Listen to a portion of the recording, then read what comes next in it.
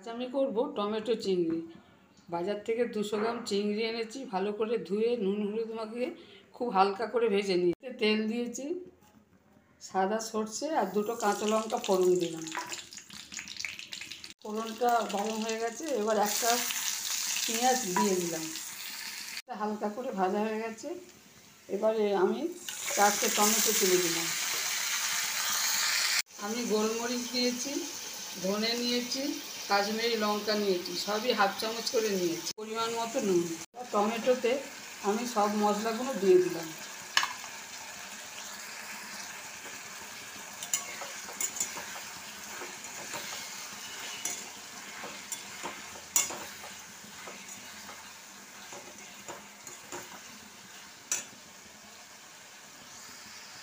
কষিয়ে নিয়েছি, এবার চিংড়ি মাছটা দিয়ে দিলাম।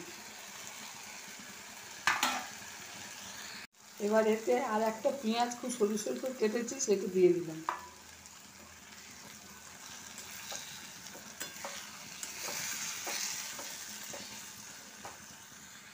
জল দেবো না, এবার এটাকে আমি একটু চাপা দিয়ে রাখবো।